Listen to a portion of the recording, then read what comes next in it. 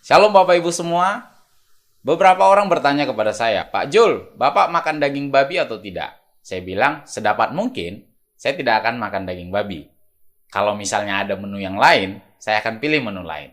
Nah, masuk ke pertanyaan selanjutnya. Berarti babi haram bagi Bapak? Saya katakan, tidak. Karena kata haram untuk daging babi, kita tidak temukan di dalam Alkitab. Mau tahu ulasan lebih lanjut? Tunggu video ini.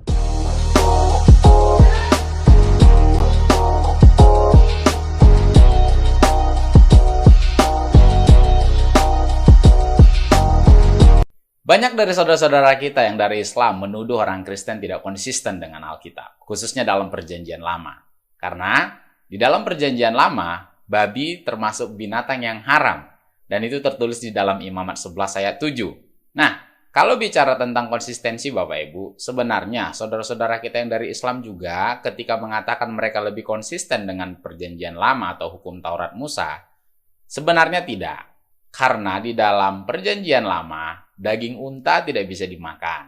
Belut, udang, kepiting, dan lain sebagainya yang tidak bersisik juga tidak bisa dimakan. Namun faktanya, saudara-saudara kita yang dari Islam juga memakan hal yang sama. Jadi, kalau bicara tentang konsistensi, ya mungkin kita kembali refleksi kepada akidah kita masing-masing atau kepercayaan kita masing-masing. Nah, tapi poin saya bukan di sana. Kita masuk ke dalam poin kenapa orang Kristen itu akhirnya diperbolehkan makan daging babi. Beberapa pandangan yang keliru ketika orang Kristen diperbolehkan makan daging babi. Banyak hamba-hamba Tuhan mungkin berkata, makan babi itu dilarang di PL. Tapi sekarang karena kita sudah hidup di PB, maka kita bisa makan daging babi. Itu adalah pandangan yang keliru Bapak Ibu. Yesus kan sudah menggenapi PL, jadi PL tidak berlaku lagi. Nah, kalau itu kita katakan, berarti perjanjian Allah bisa dibatalkan Bapak Ibu.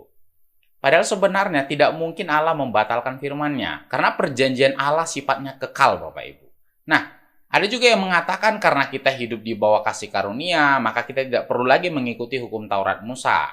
Nah, ada juga yang mengatakan semua yang masuk ke mulut adalah halal. Pokoknya makanan yang disertai dengan ucapan syukur itu semuanya halal dan bisa dimakan. Jadi Bapak Ibu, pandangan-pandangan ini adalah pandangan-pandangan yang keliru tentang kenapa orang Kristen makan daging babi. Nah, di sini kita akan jelaskan lebih lanjut Bapak Ibu. Saya dibantu oleh beberapa literatur. Literatur yang pertama adalah The New International Commentary on the New Testament, The Book of the Acts, IVP Bible Background Commentary New Testament, dan NLT Study Bible. Nah, kita baca dulu Bapak Ibu di dalam Imamat 11 ayat 7. Saya menggunakan terjemahan Lembaga Alkitab Indonesia. Tertulis di situ babi hutan dan ada kata haram. Demikian juga babi hutan karena memang berkuku belah, yaitu kukunya berselah panjang tetapi tidak memamah biak, haram itu bagimu. Saya fokuskan pada dua kata yaitu babi hutan dan haram. Kalau kita lihat dalam bahasa Ibraninya Bapak Ibu, hazir dan tameh, hazir memiliki dua arti Bapak Ibu. Yang pertama adalah babi yang dipelihara, dan yang kedua adalah babi liar atau yang bisa dikatakan dengan babi hutan. Nah, tameh itu bukan haram, tetapi artinya adalah tidak bersih atau tidak tahir. Jadi bukan haram Bapak Ibu. Tidak tahir dalam hal apa? Tidak tahir secara ritual digunakan sebagai korban persembahan. Jadi sudah paham Bapak Ibu ya? Babi adalah binatang yang tidak tahir secara ritual. Nah, dalam perjanjian baru Bapak Ibu, ada dua jenis golongan. Yang pertama adalah golongan Yahudi, dan yang kedua adalah golongan non-Yahudi yang kita sebut dengan bangsa-bangsa. Kita akan fokus kepada dua golongan ini Bapak Ibu, supaya kita bisa tahu ini berlaku kepada golongan mana, ini berlaku untuk golongan mana.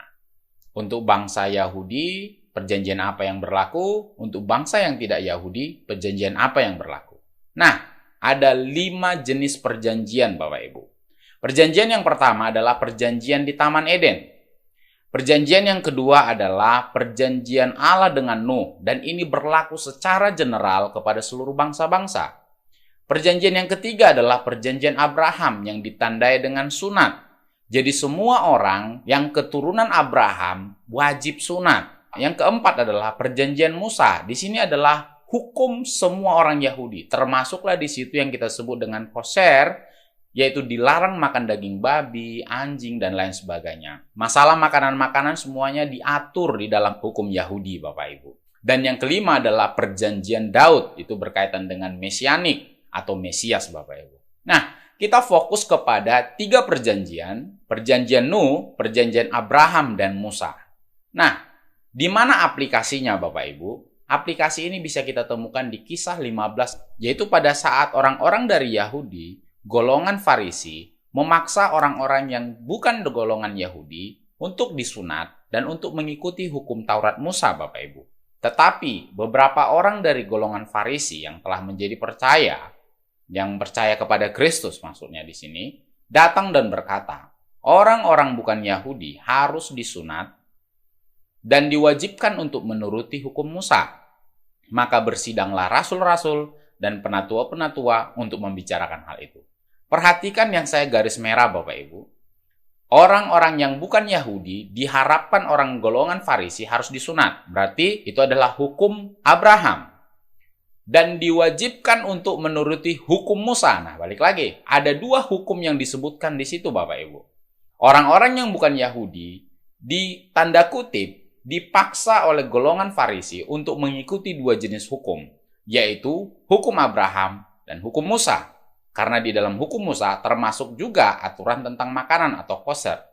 Singkat cerita, Petrus berbicara, Paulus berbicara, Barnabas berbicara, Yakobus berbicara, maka dapatlah sebuah kesimpulan atau keputusan yang diilhami oleh Roh Kudus yang bisa kita temukan ayatnya itu di Kisah 15 ayat 28, bahwa sebab adalah keputusan Roh Kudus dan keputusan kami, supaya kamu jangan ditanggungkan. Kamu di situ adalah orang-orang yang bukan Yahudi. Kepada kamu jangan ditanggungkan lebih banyak beban daripada yang perlu ini.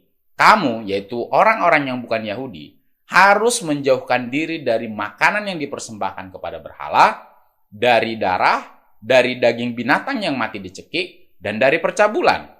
Jikalau kamu memelihara diri dari hal-hal ini, kamu berbuat baik. Sekianlah, selamat. Nah, lihat, dalam literatur ini dijelaskan bahwa larangan untuk memakan daging yang ada darahnya itu berdasarkan hukum Nuh di dalam Kejadian 9 ayat 4, Bapak Ibu. Segala yang bergerak, yang hidup akan menjadi makananmu. Aku telah memberikan semuanya itu kepadamu seperti juga tumbuhan-tumbuhan hijau. Hanya daging yang masih ada nyawanya, yakni darahnya, janganlah kamu makan. Nah, dalam literatur yang lain, lihat bahwa persyaratan-persyaratan yang disarankan oleh Yakobus itu adalah bagian dari hukum yang dinyatakan oleh Tuhan kepada Nuh. Karena babi bukan dalam kosher Yahudi, maka bangsa-bangsa yang bukan Yahudi silakan makan daging babi. Nah, namun ketika Anda, misalnya saudara-saudara mau bergabung di dalam komunitas Yahudi, misalnya komunitas Yahudi Ortodoks atau komunitas Yahudi Mesianik, maka Anda harus tunduk kepada hukum itu dan jangan makan daging babi dan mengikuti semua aturan dalam hukum Abraham dan hukum Musa, Bapak Ibu. Nah, apa yang tidak bisa dimakan oleh bangsa-bangsa yang bukan Yahudi adalah daging yang ada darahnya. Itu yang tidak bisa dimakan sesuai dengan hukum Nuh yang kita baca tadi dalam literatur sebelumnya. Apakah kita bisa makan daging babi? Bisa, kalau kita bukan orang Yahudi. Tapi kalau Bapak Ibu orang Yahudi, jangan makan daging babi. Karena perjanjian Allah dengan Abraham dan Musa tidak bisa batal, Bapak Ibu. Tapi ketika Anda orang yang bukan Yahudi mau makan daging babi, boleh, asal jangan ada darahnya. Jadi tidak bisa makan darah, tidak bisa makan daging yang ada darahnya sesuai dengan hukum Nuh.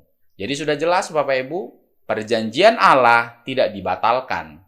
Perjanjian Abraham tetap berlaku kepada keturunan Abraham, semua keturunan Abraham secara lahiriah disunat, dan perjanjian Musa, hukum Musa berlaku kepada bangsa Israel atau yang menganut agama Yahudi. Nah, kalau ditanya kepada saya, Pak Jul, apakah Anda makan daging babi? Saya boleh makan daging babi, tapi saya tidak memilih makan daging babi. Apakah babi haram untuk Anda? Babi tidak haram untuk saya, karena saya bukan orang Yahudi. Anda tidak perlu ragu-ragu lagi. Ketika Anda diundang untuk makan, ada daging babinya di sana, itu bukan haram selama Anda bukan orang Yahudi. Tetapi ketika Anda sudah masuk ke dalam golongan Yahudi, orang yang bukan Yahudi secara lahiriah tapi menganut agama Yahudi, Mereka harus tunduk kepada hukum Abraham dan hukum Musa. Itu saja yang bisa saya sampaikan Bapak Ibu. Semoga ini menjadi berkat. Tuhan Yesus memberkati.